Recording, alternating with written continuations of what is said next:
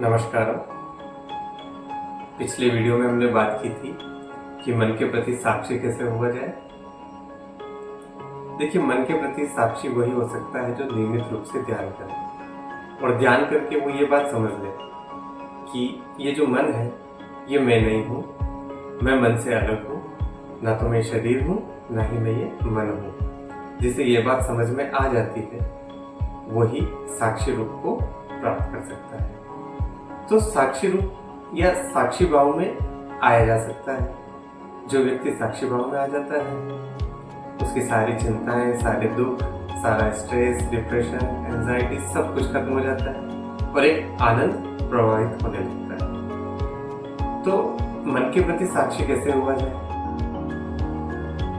मन के प्रति साक्षी हुआ जा सकता है।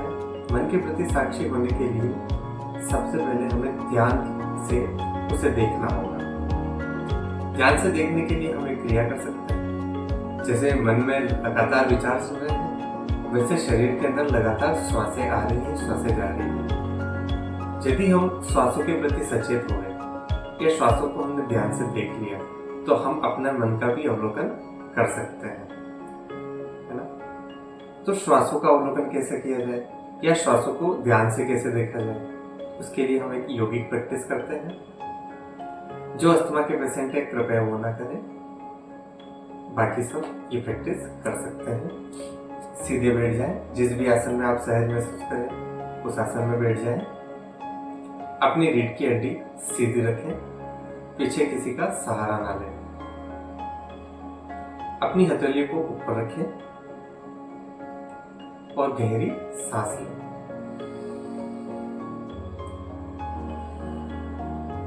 जब आप ये सांस ले रहे हैं उस श्वास को महसूस करें अपनी नाभि तक आते हुए और वापस जो श्वास जाती है पूरा महसूस करें कि जैसे पूरे शरीर से कार्बन डाइऑक्साइड अपने रिलीज कर लीजिए। जितना हो सके उतनी अपनी श्वास को गहरा कर लीजिए।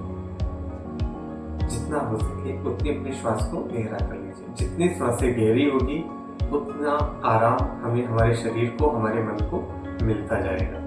जैसे जैसे जैसे हम श्वासों के प्रति सजग होते जाएंगे हमारी चिंताएं, हमारे दुख, हमारी पीड़ाएं सारी समाप्त होती जाएंगी। सारे दुख, सारी चिंताएं, सारी पीड़ाएं इसलिए है क्योंकि हमें भय है मृत्यु का भय उसे हो सकता है जो मरे, लेकिन जो ध्यान करेगा उसकी मृत्यु कभी नहीं हो सकती, क्योंकि ध्यान अपने आप में एक महामृत्यु है। ध्यान करने से हमारा मन ही मर जाता है। ठीक, ध्यान करने से हमारा मन ही मर जाता है और जिसका मन मर जाता है उसमें आनंद का संचार। जो आनंद की स्थिति में है वही परमात्मा के साथ एकत्व की स्थिति में आ सकता है। तो जब हम ध्यान करते हैं या सहज रूप से ध्यान लगाते हैं तो ध्यान लगाने के लिए सबसे पहला नियम है कि हम अपनी सांसों के प्रति सजग हो जाए। अब देखिए, जब भी आपको ज्यादा चिंता हो रही है, ज्यादा परेशानियां हो रही हो या ज्यादा दुख हो रहा हो, तब आप अपनी सांस गहरी कर लीजिए। आपकी दुख, आपकी चिंताएं, आपकी परेशानियां सारी एकदम से फुर हो जाएंगी। आपको बहुत आराम महसूस होगा, आप रिलैक्स महसूस करेंगे। सिर्फ श्वासों को गहरा करने मात्र से हम अपनी श्वास, अपने दुख को, अपनी पीड़ाओं को, अपने स्ट्रेस को कम कर सकते हैं। अगर हम इसका नियमित रूप से प्रयास करें तो दुख, परेशानियां और पीड़ाएं हमें छू भी नहीं सकती। आइए अब समझते हैं श्वासों के विज्ञान को। यौगिक परंपरा में 3 नाड़ियां होती है, ईड़ा, पिंगला और सुषुम्ना। ईड़ा नाड़ी होती है हमारी लेफ्ट साइड में, पिंगला नाड़ी होती है हमारे राइट साइड में और सुषुम्ना नाड़ी जो होती है वो हमारी रीढ़ की हड्डी द्वारा प्रवाहित होते हुए मस्तिष्क तक ऑक्सीजन पहुंचाती है। जैसे हम श्वास ले रहे हैं वैसे इन नाड़ियों द्वारा श्वास पूरी बॉडी के अंदर फैल रही है। 72,000 नाड़ियां, छोटी छोटी नाड़ियां होती हैं जिनके माध्यम से श्वास पूरी बॉडी के अंदर फैलती है। सुषुम्ना नाड़ी तब चलती है जब हमारी ईड़ा और पिंगला नाड़ी के अंदर संतुलन रहता है। हम ये चेक कर सकते हैं कि अभी हमारी कौन सी नाड़ी चल रही है। जैसे ही हम गहरी सांस लेके सांस छोड़ेंगे और नथुने के नीचे जब ये उंगली लगाएंगे तो हमें पता चलेगा कि हमारा लेफ्ट नोस्ट्रल चल रहा है या राइट नोस्ट्रल चल रहा है। अगर हमारा लेफ्ट नोस्ट्रल चल रहा है तो मतलब हमारी ईडा नाड़ी सक्रिय है, और अगर हमारा राइट नोस्ट्रल चल रहा है तो मतलब हमारी पिंगला नाड़ी सक्रिय है। जब इन नाड़ियों के बीच में संतुलन आता है तभी हमारी सुषुम्ना नाड़ी जागृत होती है। सुषुम्ना नाड़ी तब जागृत होगी जब हमारी श्वासें गहरी होकर नाभि तक पहुंचे।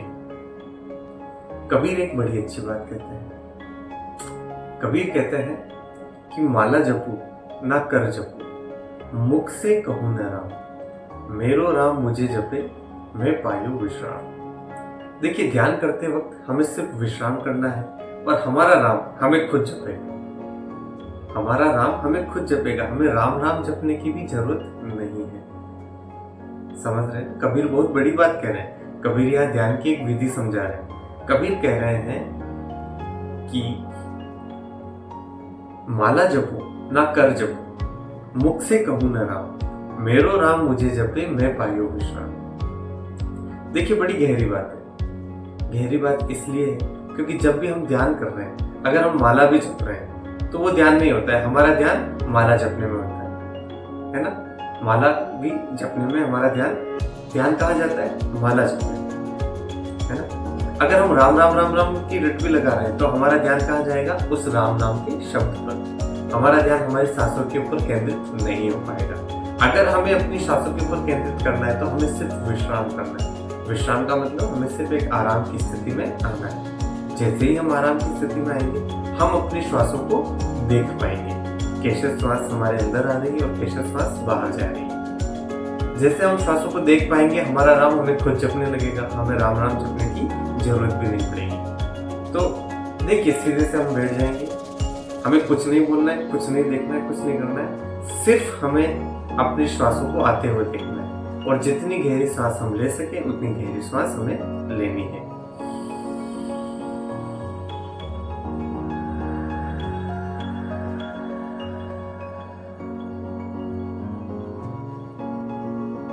जैसे जैसे हम ये प्रैक्टिस करते जाएंगे मन से हमारी थोड़ी दूरी होती जाएगी। मन से दूरी करने के लिए हम ईशा क्रिया कर सकते हैं। ईशा क्रिया सदगुरु द्वारा डिजाइन की गई एक योगिक प्रक्रिया है जिसे हर कोई कर सकता है। ईशा क्रिया का लिंक मैं डिस्क्रिप्शन में डाल रहा हूँ, आप चेक कर लीजिए। नमस्कार।